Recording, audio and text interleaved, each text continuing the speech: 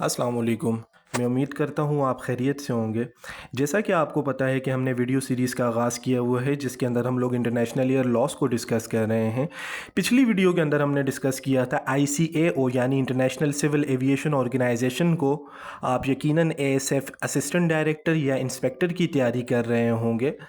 तो पहले एफपीएससी जो है वो एएसएफ एक्ट 1975 में से ही क्वेश्चन पूछे जाते थे सिक्योरिटी मेजर्स और लॉ एंड ऑर्डर वाले पोर्शन के अंदर। लेकिन अभी एफपीएससी ने अपना जो ट्रेंड है थोड़ा सा डाइवर्सिफाई किया है और जितने भी इंटरनेशनल कन्वेंशंस हैं एयर लॉस को डील करने वाले उन तमाम में से क्वेश्चन को पूछा जाता है। इसी वजह से हम लोग अपनी तैयारी को अच्छे तरीके से करने के लिए जितनी भी इंटरनेशनल ट्रीटीज़ हैं कन्वेंशंस हैं जो कि एयर लॉ को डील करती हैं हम सारी की सारी स्टडी करेंगे। अगर आपने ICAO वाली वीडियो नहीं देखी तो आप प्लेलिस्ट के अंदर जाकर उसे स्टडी कर सकते हैं। उसके बाद आप इस वीडियो को देखें तो आपके लिए ये करामत साबित होगी। तो अभी की वीडियो के अंदर हम लोग डिस्कस करने जा रहे हैं शिकागो कन्वेंशन 1944 को। शिकागो कन्वेंशन जो है ये फाउंडेशनल ट्रीटी थी इंटरनेशनल सिविल एविएशन ऑर्गेनाइजेशन की, यानी कि इसकी बुनियाद पर ही इस ट्रीटी की बुनियाद पर ही इंटरनेशनल सिविल एविएशन ऑर्गेनाइजेशन की बुनियाद डली। ये कॉर्नर स्टोन थी इंटरनेशनल एयर लॉ की, क्योंकि इससे पहले कोई भी इस किस्म के एयर लॉ जो हैं एग्जिस्ट नहीं करते थे। इसको बनने के बाद एक न्यू ट्रेंड सेट हुआ कि इंटरनेशनल एयर लॉ के भी जो हैं कुछ कन्वेंशंस होनी चाहिए, कोई प्रोटोकॉल होने चाहिए। इसका मकसद ये था कि ये सेफ्टी और सिक्योरिटी प्रोवाइड करती थी इंटरनेशनल सिविल एविएशन को। इसके बाद दूसरे नंबर पर हमारे पास आती है टोक्यो कन्वेंशन जो कि 1963 के अंदर हुई थी। टोक्यो कन्वेंशन के अंदर जो है ऑफेंसेस को डिस्कस किया गया था कि offences and certain other acts committed on board और एयरक्राफ्ट, जितने भी ऑफेंसेस वहाँ पर कमिट होते हैं उनको टोक्यो कन्वेंशन 1963 के तहत डील किया जाएगा। टोक्यो कन्वेंशन जो है वो एयरक्राफ्ट के कमांडर को एम्पावर करती है कि वो मेजर्स ले सके रिस्ट्रेन करने के लिए किसी भी पर्सन के अगेंस्ट जो कि ऐसे ऑफेंसेस कमिट करता है ड्यूरिंग अपने ट्रैवल जो कि एयरक्राफ्ट के लिए या एयरलाइन के लिए जो है नुकसानदेह हैं। तो टोक्यो कन्वेंशन जो है 1963 की ये ऑफेंसेस से डील करती है। इसके बाद हैग कन्वेंशन जो है वो आई 1970 के अंदर। हैग कन्वेंशन बेसिकली जो है ये कन्वेंशन थी जो कि अनलॉफुल सीजर ऑफ एयरक्राफ्ट के साथ डील करती थी, स्पेशली हाईजैकिंग जो होते हैं जहाज़ उससे ये डील करती थी। इसका मकसद ये था कि ऐसी पनिशमेंट और पेनल्टीज़ प्रोवाइड करना उन ऑफेंसेस के अगेंस्ट जो कि हाईजैकिंग से डील करते हैं। आपको पता है PLO हाईजैक प्लान्स हुआ था इसराइल का, जिसके बाद दुनिया को एक न्यू चीज़ सामने आई कि इस किस्म के ऑफेंसेस के लिए भी कोई कन्वेंशन होनी चाहिए। तो उसके लिए हैग कन्वेंशन 1970 हुई। इसके बाद हमारे पास आ जाती है मॉन्ट्रियल कन्वेंशन 1971।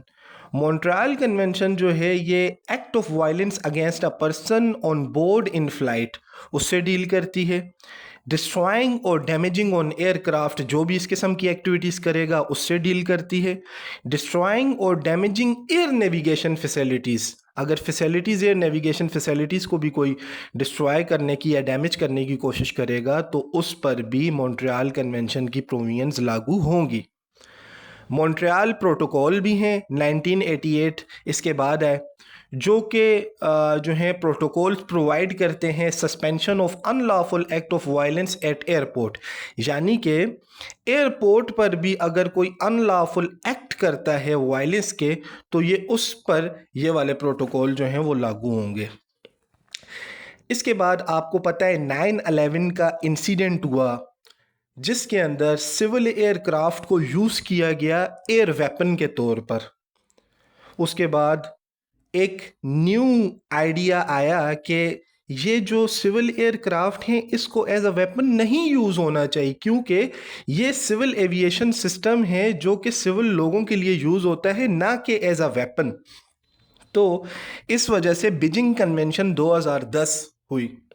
जिसके अंदर ये हुआ modernized and expanded the scope of earlier security conventions to address new and emerging threats. जितना भी सिक्योरिटी का स्कोप था उसको मॉडर्नाइज और एक्सपेंड किया गया ताकि वो न्यू एरा की जो चीज़ें हैं उसको भी डील कर सके।